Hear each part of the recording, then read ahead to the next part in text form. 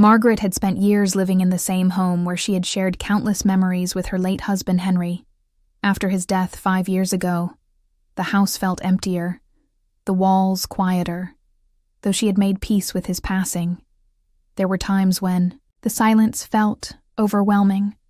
The garden, once a shared passion, had become a solitary refuge where Margaret would spend her afternoons planting flowers and tending to the roses Henry had loved. Despite her outward calm, a deep sense of loneliness had taken root inside her, and she longed for something more than the peaceful routine that now filled her life. Her days consisted of reading novels by the fire, attending community gatherings, and visiting the local bookstore. Her favorite spot for some company and conversation. It was on one of these visits that she ran into David, an old acquaintance she hadn't seen in years. They had known each other in their younger days, when their lives were filled with new opportunities and promises. David had been a regular at her book club meetings, and they had shared casual conversations over coffee. He had been married too, but his wife had passed a few years ago, and they had both lost touch in the years that followed. When David first approached Margaret in the bookstore, there was an instant recognition between them, followed by a gentle warmth that seemed to come from the past. They exchanged pleasantries, reminiscing about old friends and shared memories.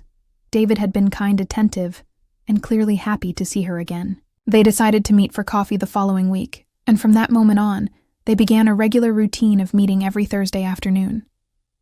At first, their meetings were filled with lighthearted conversation about books, life, and their mutual love for simple pleasures. David listened attentively as Margaret spoke about her life after Henry, never interrupting, just offering a comforting presence. As time passed, Margaret realized that these weekly meetups had become the highlight of her week. What started as a simple coffee date began to shift into something deeper, something she hadn't felt in years. One afternoon, after their usual coffee, David invited her to take a walk in the park nearby. It was a quiet, peaceful spot that Margaret had often visited with Henry. And as they strolled beneath the trees, she felt a strange sense of déjà vu. The air was fresh, and the sun was beginning to set, casting a golden hue over the path. They walked in comfortable silence, occasionally speaking about trivial things, but there was a quiet understanding between them. When they reached a bench, David suggested they sit and enjoy the moment. As Margaret sat down, she couldn't help but notice how close they were now, their shoulders just inches apart. She looked at David, and for the first time she felt a flutter of excitement in her chest. There was a magnetic pull she hadn't anticipated, one that made her heart race in a way she hadn't experienced in years. Margaret shifted, slightly unsure of what to say or do next.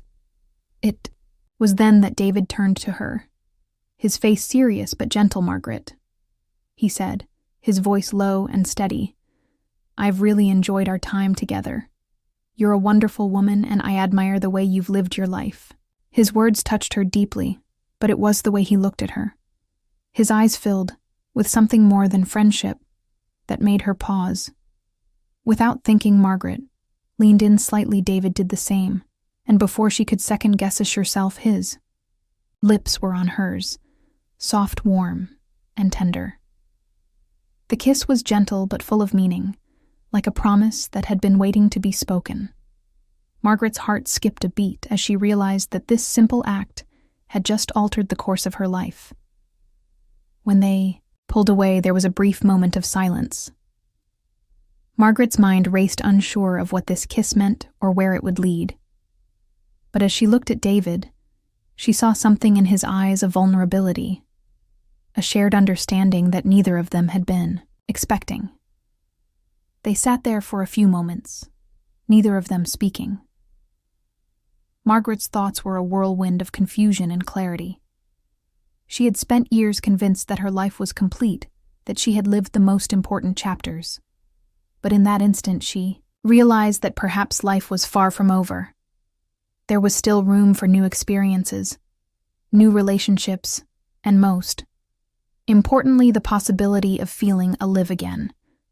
As they left the park that day, David held her hand briefly, and Margaret could feel the warmth of the connection between them. She wasn't sure what would happen next, but she knew that, whatever it was, it would be a new beginning. A beginning filled with a promise of more than just routine, more than just memories. It wasn't just about companionship. It was about rediscovering herself, about stepping outside of the comfortable life she had built and opening up to the unknown. For the first time in years, Margaret felt a sense of hope and excitement about the future. She didn't know where this new chapter would take her, but she was ready to find